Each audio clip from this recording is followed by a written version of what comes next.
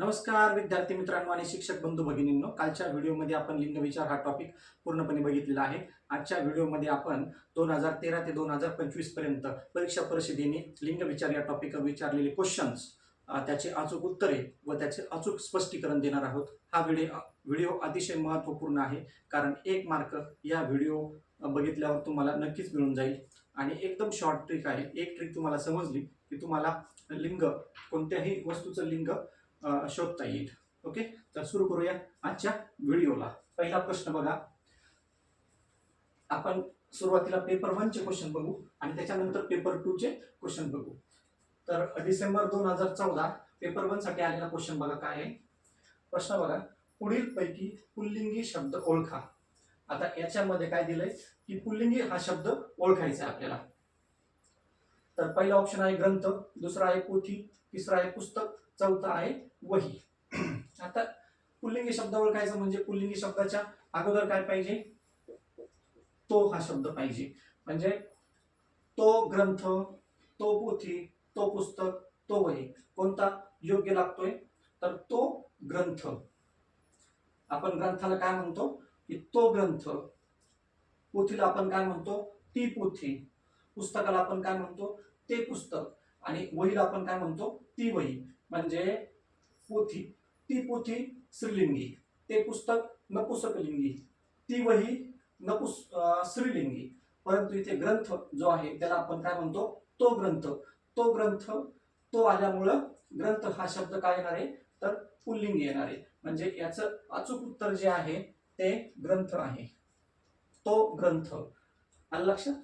दुसरा क्वेश्चन बघा, गटात न बसणारा शब्द ओळखा. याच्यामध्ये तुम्हाला पुल्लिंगी स्त्रीलिंगी असं काहीच दिलेलं नाहीये, परंतु आपल्या अनुभवातून तो क्वेश्चन आपल्याला सॉल्व्ह करायचा आहे. आता याच्यामध्ये बघा, गाय, गायला आपण काय म्हणू शकतो ती गाय, ती गाय. वासरूला आपण काय म्हणू शकतो ते वासरू. लेकरूला आपण काय म्हणतो ते लेकरू. आणि फुल, फुलाला आपण काय म्हणू शकतो ते फुल. याच्यामध्ये बघा, गायला आपण काय म्हणतो ती गाय. त्याच्यानंतर वासरू, लेकरू आणि फुल यांच्यासाठी आपण काय वापरले ते. तर याच्यामध्ये वेगळं काय येतं तर ती येतं. मग ती कशासाठी वापरले आपण तर गाय साठी वापरलेला आहे. म्हणजे याच्यात गटात न बसणारा शब्द कोणता आहे तर गाय आहे. आलं लक्षात. याच्यामध्ये बघा, असं नाही करायचं की आपल्याला याच्यामधून, हा लिंग आधारित क्वेश्चन होता, याच्यामध्ये आपल्याला पुल्लिंगी स्त्रीलिंगी आणि नपुंसकलिंगी याच्यामध्ये ओळखायचं होतं. तर गाय ही स्त्रीलिंगी येतं, वासरू, लेकरू, फुल मात्र नपुंसकलिंगी येतात. म्हणून गाय हा या गटात न बसणारा शब्द आहे. ओके. तिसरा क्वेश्चन बघा, पुढील वाक्यातील अधोरेखित शब्दाचे लिंग ओळखा.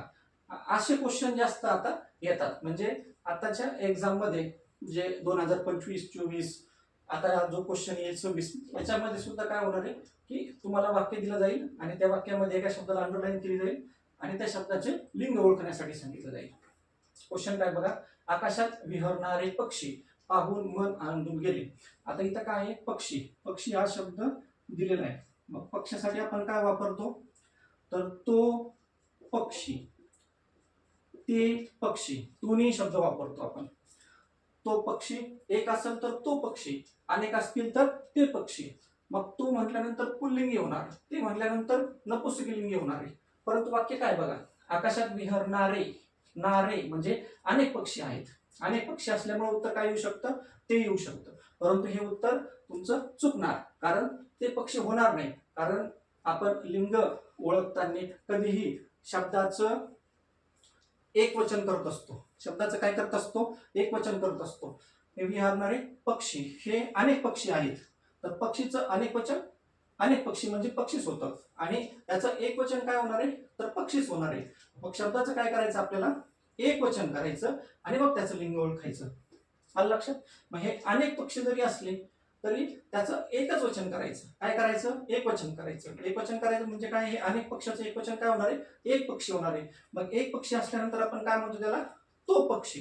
काय म्हणतो तर तो पक्षी. तो असल्यामुळं या शब्दाचं लिंग काय येणार आहे तर पुल्लिंग येणार आहे. या शब्दाचं लिंग काय येणार आहे तर पुल्लिंग येणार आहे, नपुंसक लिंगी येणार नाही. कारण काय करावं लागतं, कोणत्याही शब्दाचं लिंग ओळखण्यासाठी त्याला एक वचनात आणावं लागतं. एक वचनात आणल्यानंतर त्याचं लिंग शोधायचं आणि ते त्याचं उत्तर. लक्षात, म्हणजे विहरणारे इथं अनेक पक्षी जरी असले, ते नपुंसक लिंगी जरी असले, तरी पण पक्षी हा शब्द आपल्याला एक वचनात घेऊन यायचा. एक वचनात घेऊन आल्यानंतर त्याचं लिंग ओळखायचं. मग आपण एक पक्षी असेल तर तो पक्षी म्हणतो आणि अनेक पक्षी असतील तर ते पक्षी म्हणतो. मग अनेक वचनाचं एक वचन केलं, पक्षीचं अनेक वचन पक्षीच होणार आहे, पक्षीचं एक वचन हे पक्षीच होणार आहे, त्याच्यामुळं तो पक्षी आल्यामुळं याचं लिंग काय येणार आहे तर पुल्लिंग येणार आहे. म्हणजे प्रश्न क्रमांक 3चं उत्तर काय येणार आहे तर पुल्लिंग. नंतरचं क्वेश्चन बघा. हा क्वेश्चन आलेला आहे जुलै 2018 पेपर 1 साठी. पुढीलपैकी कोणता शब्द पुल्लिंग आणि नपुंसकलिंगीमध्ये बदलत नाही? हा अतिशय महत्वाचा क्वेश्चन आहे. हा क्वेश्चनच समजणार नाही काही जणांना. तर त्याचा अर्थ असा असतो, त्याचा अर्थ असा आहे या क्वेश्चनचा की पुल्लिंगी आणि नपुंसकलिंगी शब्दाला एकच असलं पाहिजे. म्हणजे पुल्लिंगीमध्ये तोच वापरला पाहिजे आणि नपुंसकलिंगीमध्ये पण तोच वापरला पाहिजे, किंवा नपुंसकलिंगीमध्ये ते वापरलं पाहिजे आणि पुल्लिंगीमध्ये सुद्धा तेच वापरलं पाहिजे. आलं लक्षात. आपण जर पुल्लिंगी असेल तर तो शब्द वापरतो आणि नपुंसकलिंगी असेल तर ते वापरतो. परंतु या क्वेश्चनचा अर्थ असा आहे की तुम्हाला पुल्लिंगीमध्ये तोच वापरायचा आहे आणि नपुंसकलिंगीमध्ये सुद्धा तो वापरायचा आहे, किंवा पुल्लिंगीमध्ये सुद्धा ते वापरायचंय आणि नपुंसकलिंगीमध्ये सुद्धा तेच वापरायचंय. दोन्ही एकच आलं पाहिजे. एक तर तो आला पाहिजे, पुल्लिंगीसाठी तो आला पाहिजे आणि नपुंसकलिंगीसाठी सुद्धा तोच आला पाहिजे. म्हणजे बदलणार नसलं पाहिजे. पुल्लिंगीमध्ये तोच, नपुंसकलिंगीमध्ये तोच, किंवा पुल्लिंगीमध्ये पण तेच आणि नपुंसकलिंगीमध्ये पण ते, हे आलं पाहिजे. आता बघा, वाघ पुल्लिंगीमध्ये तो वाघ, पुल्लिंगीमध्ये काय तो वाघ, आणि नपुंसकलिंगीमध्ये काय ते वाघ, तो ते झालं, त्याच्यामुळे वाघ येणार नाही. हरिण एक असलं तरी ते हरिण, अनेक असलं तरी ते हरिण. म्हणजे एक असलं तरी ते हरिण, अनेक असलं तरी ते हरिण, म्हणजे ते. इथं बदलतंय का? इथं पुल्लिंगी बदलत नाही आणि नपुंसकलिंगी बदलत नाही, तेच येत आहे. म्हणजे याचं उत्तर काय असणार आहे आपलं हरिण. हत्तीचं काय होणार आहे? तो हत्ती ते हत्ती. हत्तीचं काय होणार आहे? तो हत्ती ते हत्ती. ससाचं काय होतंय? तो ससा ते ससे. याच्यामुळे याचं उत्तर काय येणार आहे हरिण. याच्यामध्ये काय सांगितलं होतं की पुल्लिंग आणि नपुंसकलिंग मध्ये बदल होणार नाही असा शब्द ओळखायचा आहे. तर पुल्लिंगीमध्ये सुद्धा आपण हरणाला काय म्हणतो ते हरिण, आणि नपुंसकलिंगीमध्ये सुद्धा हरणाला काय म्हणतो तर ते हरिण. हा महत्वाचा प्रश्न आहे, हा समजून घ्या. त्याच्यानंतर 5वा क्वेश्चन 2020 मध्ये आलेला आहे पेपर 1 साठी. पुढीलपैकी विरुद्ध लिंगी शब्दांची चुकीची जोडी ओळखायची. काय करायचं याच्यामध्ये? चुकीची जोडी ओळखायची आहे. आता बघा, पर्याय क्रमांक 4 काय दिलाय? कोल्हा कोल्ही. बरोबर आहे. पुल्लिंगीमध्ये कोल्ह्याला कोल्हा म्हणतात आणि स्त्रीलिंगीमध्ये कोल्ही म्हणतात. मोर लांडोर कालच बघितलं होतं आपण. मोर पुल्लिंग, लांडोर स्त्रीलिंग. त्याच्यानंतर बोका भाटी हे सुद्धा आपण काल बघितलं होतं, बोका आणि भाटी. त्याच्यानंतर राहिला पहिला ऑप्शन शुक सरिता. आता शुक म्हणजे काय? शुक म्हणजे पोपट. पोपटाला शुक असा शब्द वापरलेला आहे. शुक सरिता. सरिता म्हणजे काय? तर सरिता म्हणजे नदी. सरिता म्हणजे काय? नदी. शुक झालं पुल्लिंगी. शुक झालं पुल्लिंगी. आता याचं करेक्ट काय येणार आहे? सारिका. याचं करेक्ट काय येणार आहे? सारिका. पोपट हे पुल्लिंगी, सारिका हे स्त्रीलिंगी. इथं जर सारिका असती तर हे ऑप्शन म्हणजे हे बरोबर झालं असतं, विरुद्ध लिंगी जोडी. परंतु इथं काय दिलंय? शुक झालाय पुल्लिंगी, पण तो पोपटाच्या बाबतीत झालाय. सरिता हे झालं नदीच्या बाबतीत. तर ही विरुद्ध लिंगीची जोडी होणार नाही. म्हणजे आपलं ऑप्शन काय आहे तर पहिलं शुक म्हणजे शुक म्हणजे काय तर पोपट आणि सरिता म्हणजे नदी, हे बरोबर येत नाहीये. लक्षात. त्याच्यानंतर सभा या शब्दाचे लिंग कोणते? आता लिंग ओळखण्यासाठी काय करायचं आपल्याला? शब्द दिला असेल तर त्याचं एक वचन करायचं. आता सभाचं एक वचन काय? सभाच होतोय. मग सभाच्या अगोदर ते, तो, ती लावून बघायचं. तो सभा नाही, ती सभा बरोबर आहे. काय आलं पाहिजे याच्या मागं? ती सभा आलं पाहिजे. ती आल्यामुळं सभाचं लिंग काय होणार आहे? तर स्त्रीलिंगी होणार आहे. म्हणजे याचं उत्तर काय येणार आहे? ऑप्शन क्रमांक 1. ते सभा होत नाही, तो सभा होत नाही, तर ती सभा होतं. ती असल्यामुळं याचं उत्तर काय आलंय? स्त्रीलिंगी. आता पुढील नोव्हेंबर 2024 पेपर 1 मध्ये आलेला क्वेश्चन बघा. पुढील पैकी नपुंसकलिंगी नाम ओळखा. आता नपुंसकलिंगी नाम म्हणजे काय? तर काय आलं पाहिजे? त्याच्या आधी ते आलं पाहिजे. ओके. आता बघा, ते फुगे, ते धागे, ते सोगे, ते वांगे, ती वांगे, ते वांगे. ओके. ते वांगे, ती वांगी येतं, ते वांगे. म्हणजे इथं सर्वच ते आले. याच्यामध्ये ओळखायचं कसं? मग काय करायचं? यांना आपला नियम वापरायचा. काय करायचं? हा शब्द आहे, हा शब्द अनेक वचनात आहे, याला एक वचनात घेऊन यायचा. काय करायचं? त्याला एक वचनामध्ये घेऊन यायचा. एक वचनामध्ये आल्यानंतर त्याचं लिंग शोधायचं. आता फुगे, फुगेचं एक वचन काय? तर फुगा. धागेचं एक वचन काय? तर धागा. सोगेचं एक वचन काय? तर सोगा. वांगेचं एक वचन काय? वांगेचं एक वचन काय येतं? वांगेचं एक वचन वांगेच येतं. लक्षात. आता बघा, ते फुगा म्हणता येणार आहे का? ते धागा म्हणता येणार आहे का? तो सोगा म्हणता येणार आहे का? नाही म्हणता येणार. याच्या मागे आपल्याला काय लावा लागणार आहे? तर तोच लावा लागणार आहे. तो फुगा, तो धागा, तो सोगा. वांग्याच्या बाबतीत तसं नाहीये. तो वांगा आपण असं म्हणतच नाही. ते वांगे काय म्हणतो आपण? तर ते वांगे. आणि वांग्याचं अनेक वचन काय आहे? तर वांगी. वांग्याचं अनेक वचन काय येतं? तर वांगी, ती वांगी. मग इथं इथं हे सर्व काय आहेत? एक वचनामध्ये आलेले आहेत. यांचं एक वचन होतंय, हे ऑलरेडी एक वचनात आहे. यांचं एक वचन केल्यानंतर यांचं लिंग हे पुल्लिंगी येतं, आणि याचं एक वचन केल्यानंतर याचं लिंग नपुंसकलिंगी येतं. म्हणजे ह्या 7व्या प्रश्नाचं उत्तर काय आहे? तर वांगे आहे.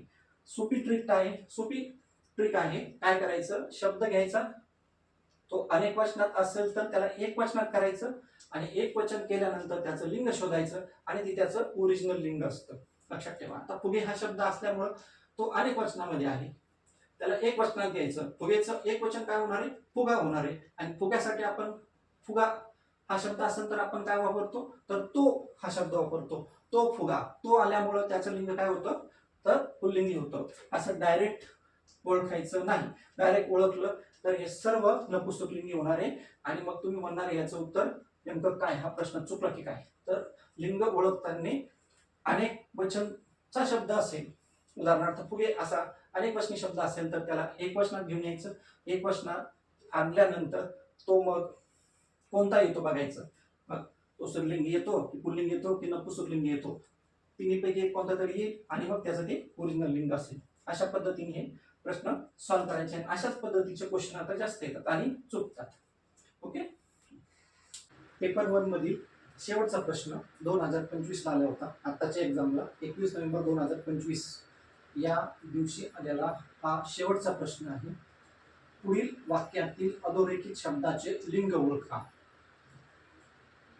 वाक्य दिलेलं आहे. लक्ष्मीबाईवर एका मागोमाग एक अनेक संकटे आली. लक्ष्मीबाईवर एका मागोमाग एक अनेक संकटे आली.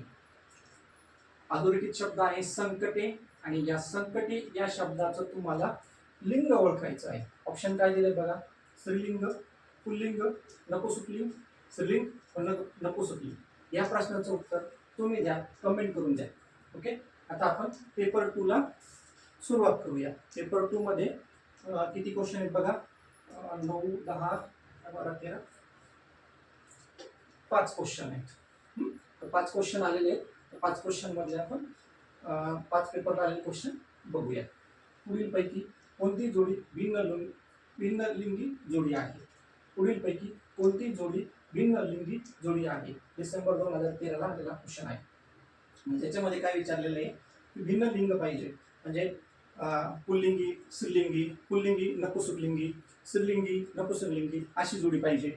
आणि जर स्त्रीलिंगी स्त्रीलिंगी झालं किंवा पुल्लिंगी पुल्लिंगी झालं किंवा नपुसक पुल्लिंगी झालं तर ती जोडी आपल्याला ओळखायची आहे.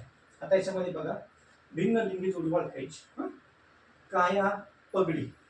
काया काय आहे तर ती काया आणि ती पगडी. ती काया ती पगडी हे दोन्ही काय झालं स्त्रीलिंगी झालं. तर भिन्नलिंगी झालं का नाही झालं. त्याच्यानंतर शरीर देह. शरीर म्हणजे काय ते शरीर आपण काय म्हणतो ते शरीर ते काय झालं नपुसकलिंगी.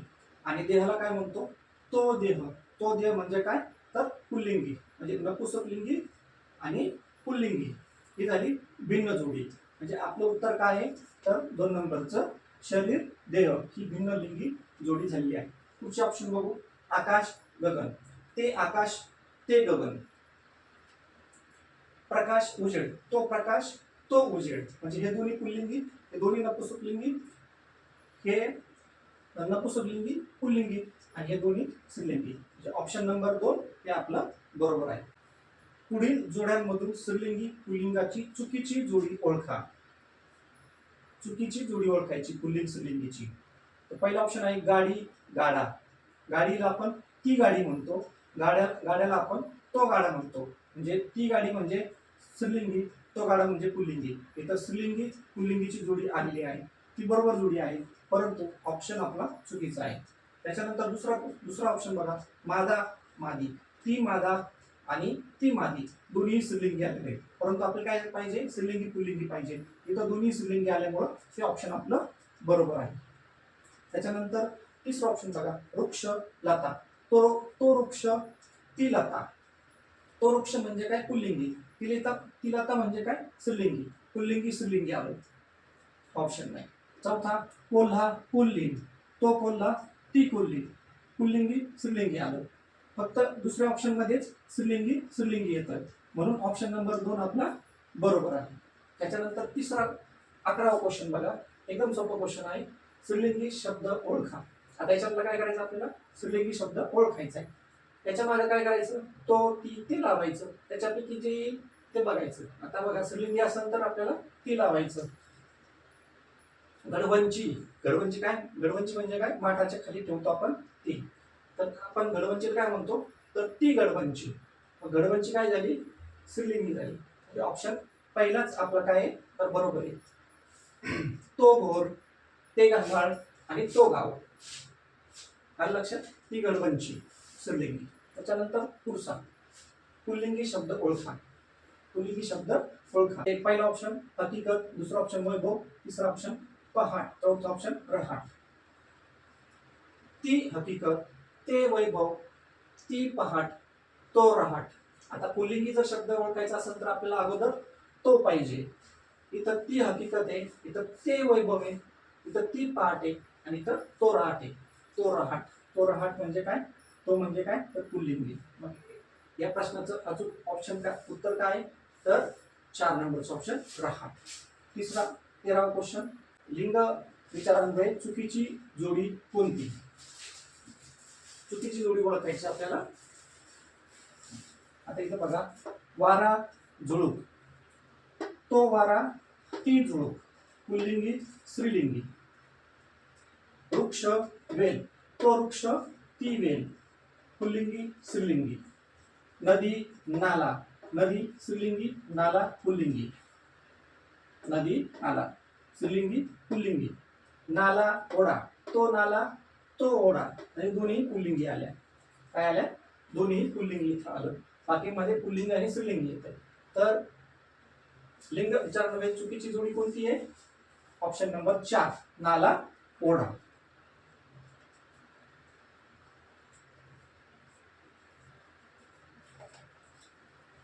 अशा पद्धतीने आपण पेपर 1 आणि पेपर 2 लिंग विचार या टॉपिक वरती 2013 पासून ते 2025 पर्यंत परीक्षा परिषदेने विचारलेले क्वेश्चन बघितलेले आहेत. त्याचे उत्तर बघितले आणि त्याचं स्पष्टीकरण पण बघितलेलं आहे.